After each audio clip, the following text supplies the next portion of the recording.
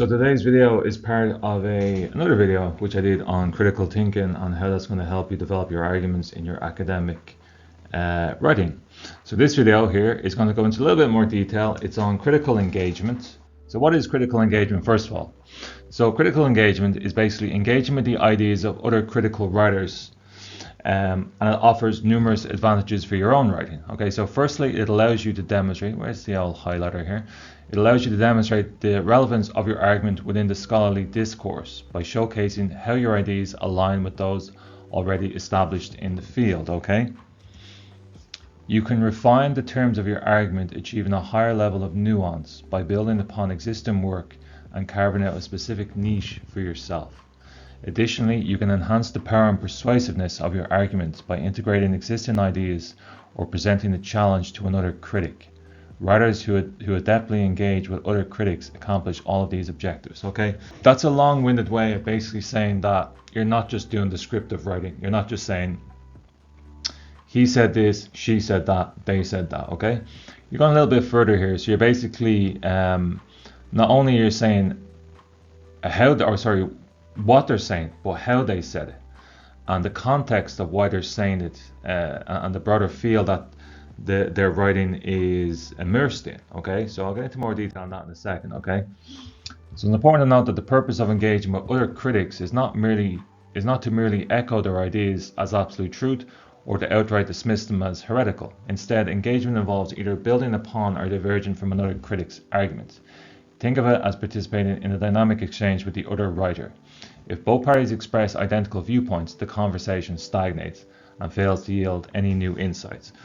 So that's another way of saying don't just parrot what they're saying. Your supervisor or examiner does not just want to see you say, well, this is exactly what they said. Well, if that's exactly what they said and you've provided no context for what they're saying and there's no engagement with it, well then I'll just read their book and get it from their source or get it straight from their mouth. I have no need for your thesis then. So that's why it's very important to critically engage. You can see here, look, if there's no common ground with the critical writer, even diplomatically worded expressions of disagreement or criticism can hinder dialogue. In such cases, readers may question the value of citing the critical writer and wonder why alternative perspectives weren't considered. So in addition to what I was talking there about parroting, you just have to be careful that you're not just being a contrarian for no reason, that if you have any feelings of dissatisfaction with the writer, to voice them and to back up your criticism. So it's okay to mention other people's reservations over this particular study you're using, but I would just say, like, your contribution into that is your ability to say, okay, here's what they said and here's what this other person said, and is there a middle ground we can find? And you're basically, the more studies you introduce into that pool, then the better the picture your examiner or reader has of what you're trying to convey. First line of attack: identify the issue or problem. So when you're looking at other people's study in relation to your own research question, so you want to keep these things in mind. Okay, so identify the issue or problem that you're engaging with and that the author is engaging with. Look at the information you have on the topic. What are the key points? What are the arguments? Are there any assumptions, things accepted as true without proof? Next, look at the problem you have to solve or the issue you need to address. Write it down and then see if you can break it down into parts and choose one to start with. From there, consider what exactly do you think about the issue, and why do you think the way that you do. Okay, so the last one's not too important. The reason I stuck it in there is it's more of a PhD sort of thing. But for general master's students, I think the first two there are very important. So the key points are basically what are the topics. So if you go to the table of contents, those are the key points in any book that are going to be discussed. And then the arguments is how they present those key points. Are they presenting those key points in a negative or positive light? I don't mean that in the sense of like good or bad. I mean that in what are the benefits of it? What are the disadvantages of the points they're making? Are there any assumptions, things accepted as true without proof? This is not something you have to worry too much about unless your study is on misinformation, or if there is a particular field or topic you're working in and you feel like it has been misconstrued for years. then that sort of question there is very important. But for the most part, the first two are generally okay. What exactly do you think about the issue?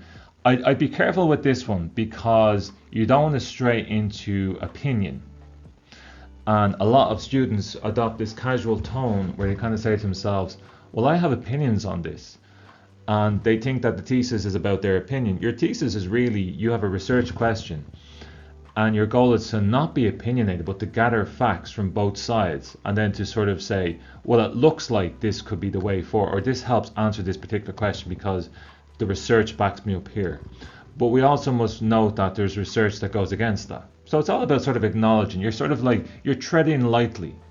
So even though it says the first line of attack, you want to be very cautious. You want to adopt a more kind of stealthy attitude. You want to be sort of, I don't want to see you in it. I want to see you presenting the arguments. And how you're critically engaging with them is presenting the full context of the arguments. So analyzing information. So when you think analytically, you examine or think about the different parts or details of something so that you can understand or explain it. It requires you to think about some or all of the following: cause and effect, the sequence of events and our steps within a process, similarities, differences, or trends, associations and relationships between things, complex systems and how they work, ways to solve complex problems, and examples of what is happening. Okay, so it's very important to ask questions. So always keep with these, if you have these questions, a little notepad beside you when you're reading the book, it does really help. Who developed this theory? Who's involved? Where does the information come from? Where can I find out more? When did it happen? When was the research done? Why did this happen? Why do people feel the way they do? What happened before this and after it? What does it really mean? What do others think about it? How do the bits fit together and relate to one another? Are there any similarities or differences? Compare the various issues over studies or even within one study. What if it hadn't happened? What if it had been done differently? Now these type of questions, I talk about academics and non-academics. These type of questions are already in the mind and the curiosity of the academics. So they love this sort of stuff, you know. And I would have a type of this type of curiosity. You know, I'm very interested in the outside the lines of what people are talking about. I'm wondering how they got to that opinion, what shaped their ideals. I'm very interested, obviously, in modern day rhetoric, especially if it has to do with either like extremely far right rhetoric and how they got to that, you know, following the pipeline, that sort of stuff. I'm very interested to see how ideas come about, how people get caught up in them, and where ultimately it leads. It's very interesting to look at arguments through that lens, because a lot of those arguments do fall apart because these type of questions are never asked. So most things is just taken as gospel. And a lot of students fall into that trap, unfortunately, so they don't ask these questions. So even if you're just checking in and out of thesis and just saying to yourself, do you know what, I'm not actually too interested in this, I just want to answer the research question and get out of here. It's good to keep these questions in mind. You don't have to know about like what would have happened if this book never exists or this study never exists. Okay, those are sort of things full-time academics sort of think about and worry about. But for yourself, I would just say, you know, some of these questions are still relevant for you. Okay. Oh, here it is. Mind maps. There we go. So mind maps can be valuable tools for enhancing critical engagement with text and academic work, including literature reviews, research papers, or thesis writing. Okay. So look, I reminded myself here to show you a mind map example. So let's go. Let's have a look at that now. Okay. I'm parched with all this knowledge I'm imparting. This is basically a breakdown of the different diagrams of mind maps that I've shown you. Okay. So don't be worried. Again, don't worry too much about it. Okay. Actually, no, you should worry about it. I don't know what I'm talking about there. Forget I just said don't worry about it. I'm constantly saying don't worry about things because I'm always trying to calm students down. But no, worry about this. Definitely worry about this, okay? Number one, organizing ideas. So mind map function is to create a central node representing the main topic or research question, and then branches out into subtopics or themes related to literature, okay? If you're big into swatting, okay, if you're big into being a giant nerd like me, you can create these mind maps for almost anything. And it's basically just a nice way of looking at, like if you want to litter your wall with like crazy conspiracy theory-esque like post-it notes, this is your, you know, you're gonna love this then. This is all that sort of stuff.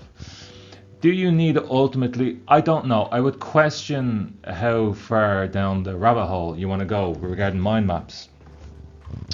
Because I think some people's work they put into their thesis is better than the actual thesis itself. So people are better at preparing stuff And I would say ultimately people are better at wasting their own time because it is a form of procrastination. You know, get in and get out. You know, just all mind maps are really doing ultimately is you're basically saying, here's all the common topics in this study. But you can write that on an A4 piece of paper. You don't have to create a mind map for that.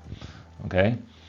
But for the determinedly online people like myself, okay, who like lovely visual type stuff, then yeah, mind maps are you know, the bee's knees, baby. Critical engagement. Use the mind map to visually organize key concepts and their relationships. This allows you to see the structure of the literature and identify overarching themes and patterns.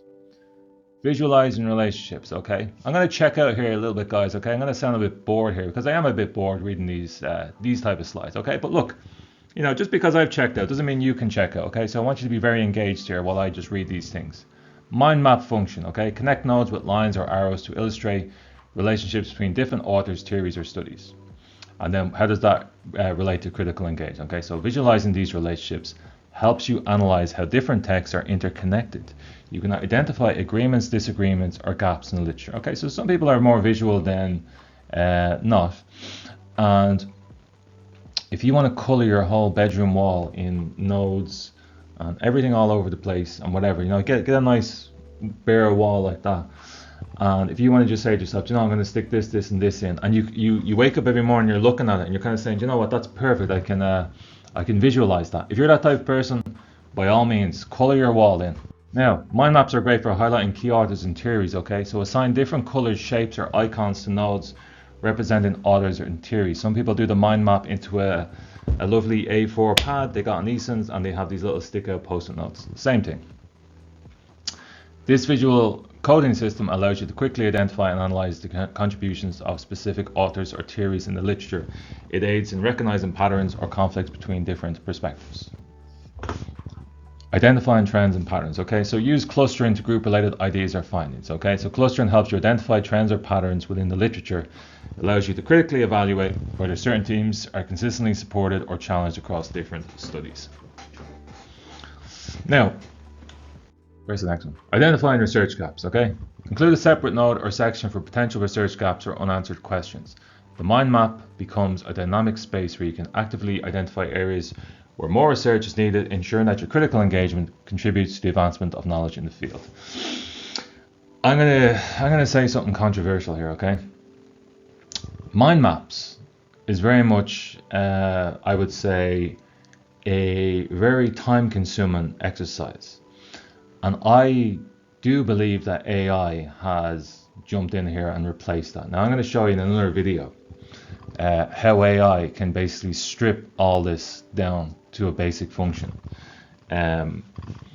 Because the importance of outside of AI, which is the critical engagement, the student, the human element of basically sifting through the information and saying, here's what I see. That remains, and that's very important to maintain that and not get AI to do that. But the throwing stuff into an Excel sheet and color coding different things, well, AI can do that for you, and I'm going to show you how it can do that very shortly in another video. Not very short in this video. And basically, for all you people who love coloring on your walls, you know, you can paint that thing over now and never look back, because I'm going to show you in that video how mind maps are basically kind of redundant, okay? Now look, I'm back, okay? Tips for engaging. How to engage. When you engage, you need to work through someone's idea, not just present it and move on to a different idea. Perfect, that's perfect. Even if I'm saying my own words are perfect, it's still perfect, okay? A lot of people just regurgitate and say, well, look, here's what, you know, person X said. And you're like, well, I don't want to know what person X said. I want to know the bits around it. You know, I want to see, like, if you're just saying like, and Thompson said this, and Mallon said this, and O'Sullivan said this, I'm like, so I have to do the work now. You're basically saying to me, here's all the information, you go out and do the literature review in your head. Okay, so don't just present it and move on to a different idea. So discuss it, work through it. Means you present some of the critics' evidence and analysis, which generates the opportunity for you to step in with your own perspective. Okay. If you're at this point of the video and you're like, I have no idea what he's talking about, I'm actually checking out here, this is a useless video. He has not given me any sort of calm or peace That'll come very soon. Don't worry about that. I have all the comment piece for you now in a few minutes. The production of new knowledge begins with acknowledging what has been said before and recognizing that another author, you, has a different but meaningful take on the same topic. So whatever your response, you're effectively making a subclaim for your overall argument. But remember, as with any claim, this one needs to be supported by specific, closely read evidence from the text. Okay. Now look, how to engage. I'm going to take another drink here. This has become like a speed run power slide thing. I gotta stop rushing. I gotta slow down a bit. I'm gonna have a heart attack. Engagement leads to the development of an original critical viewpoint which serves as a lens for close analysis of literary texts. It's crucial to articulate this perspective by highlighting the significance of your interaction with the critic, okay? This is where you provide your readers with the payoff for guiding them through another critic's argument and your response to it. What progress has been made? What fresh insights arise from your expansion upon or question of that argument? So clearly outline your contribution and utilize it to smoothly transition to the next phase of your argument. I'm going to jump in here. I'm going to give you a little bit of calming peace for the moment. This sort of stuff, okay, this is very important in a systematic review or in a PhD, okay? But if you're just doing a primary research thesis and your literature review, in your literature review, you're doing some of this, okay, but you're not doing it into so much detail, okay? So I'll show you examples eventually of what different types of literature review look, depending on whether it's a systematic review or a qualitative study or whatever, whether it's an undergrad, master's or PhD. I'll show you the difference between them all. But the main thing is to get the information down on the page first, okay? But look, don't be worrying, okay? Distinguish critical voices. When engaged in another writer, it's imperative to diligently, persistently mark whose ideas are whose, and to explicitly signpost the places where you switch from one voice to another. This study is a common mistake, okay? Very, very important, and it's one of the most common things when I'm proofreading or editing anyone's work is I just stick in the word current, you know, or present. Current is better, I think. If you're talking about a few different types of study, and then you say in a line a little bit down, this study utilized this, or this study found this. Which study? I don't know if you're talking about your own study, or if you're talking about the study you mentioned in the last sentence, or the one before that. So always say, rather than just say this study, mention Thompson's study. And if it's your own study, then write this current study, okay? Very common mistake. Where are we at now? Examples. Brilliant. Examples are very important. As an expert in literary forms, structure, all that sort of stuff, all that good stuff I did for my PhD. One thing I took away from it in terms of teaching and all that sort of stuff is always provide examples, okay? Because examples are the best way for you to learn. Because there's no point me rabbiting on here and loads of lovely slides that took me years to make. I'm just going to give you examples because that's the best way to do, okay? Critical engagement with text in a literature review involves more than just summarizing previous research. Got to stay in the circle. It requires a thoughtful analysis, evaluation, and discussion of the strengths and limitations of existing studies, okay? Now, what does all that mean, okay? Where is the circle I have to stay in? Here are examples of critical engagement with text in a literature review for a thesis. Now I had to move myself back into the circle. I fell out of the circle. This, you know, this recording circle I'm stuck in here. But I had my hissy fit, and now I'm back to recording. So here, look, a critique of a methodology. Okay, so here's the original here. Okay, or hang on a sec. No, that's fine. Okay, so when you're critiquing a methodology, so this is the way you would do it. So while Smith's and then the year of the study. While Smith's study on online learning demonstrated positive outcomes, the reliance on self-reported data raises concerns about potential bias. A more robust methodology, such as incorporating objective performance metrics, would enhance the study's validity. If you're talking about limitations, Jones et al. Provided valuable insights into workplace diversity, yet the study's focus on a single industry limits the generalizability of the findings, okay? So, you know, pause the video whenever you want to have a better look at anything like this. If you want an example of highlighting contradictory findings, this is the best way to write it. Contrary to the findings of Brown, who reported a positive correlation between X and Y, recent studies by Johnson and colleagues suggest no significant association. The inconsistencies in these results necessitate further investigation and clarification. Guys, look, perfect examples of academic writing, clear and simple, okay? This person said this, but look, another person said this. And this basically, these inconsistencies mean we need further investigation and clarification. If you want to talk about bias and assumptions, here's another great example. Okay, I'll leave that there for a second. I'm going to have a drink of water while you're looking at that. Okay, we're ready to move on. So here, look, when you want to acknowledge gaps in knowledge, while existing research extensively covers the impact of A on B, a noticeable gap persists in understanding the influence of C in similar contexts. This gap underscores the need for future investigations into the unexplored facets of the relationship between these variables. See that word underscores there, okay? I have a whole video coming up on buzzwords to use in your thesis. They do this little psychological trick to academics where it makes us feel like something has been done professionally, even though it may not be. And this is one of them. This word underscores automatically puts everyone in a great mood when they're correcting someone's thesis, because they're like, oh, I've seen that before. That word is it's associated with thesis of high quality. Okay, so it's a very tricky, it's a little trick of how to make your thesis look better. I'll get to that eventually, don't worry about it. Discussion of theoretical frameworks, okay? Jones's application of Bourdieu's social capital theory provides a useful lens for examining social networks. However, critical evaluation, very important, reveals potential limitations in addressing power dynamics within these networks, prompting consideration of alternative theoretical perspectives. Without the critical evaluation part of it there, you're basically just saying, you know what, this study has limitations, and that's just my opinion, and you know, the hell with you. But the critical evaluation here speaks to me and says, okay, this person has gone off and got multiple studies on this topic and done a compare and contrast and said, okay, it seems to lean towards this direction, okay? And there's examples for diverse perspectives, question generalizations. And all of this has to do with critical engagement. Critical engagement is really just getting down in the muck with the study and rolling around with it, you know, and whoever wins, wins. But it's all about, you know, as it says here, while Smith's study found a strong correlation between X and Y, caution is warranted. The study's narrow focus necessitates further explanation. And well, how do we know the study has a narrow focus? Very quickly. Well, check the abstract, check the limitation section of the thesis, you know, or sorry, of the study. If the study hasn't mentioned it, another review of that study will. That's why it's very important as well to read reviews of studies. Don't just read the study itself. Read a review of it, because the review will give you any limitations or anything that you missed out on. There's a hot tip, okay? So read the reviews of books.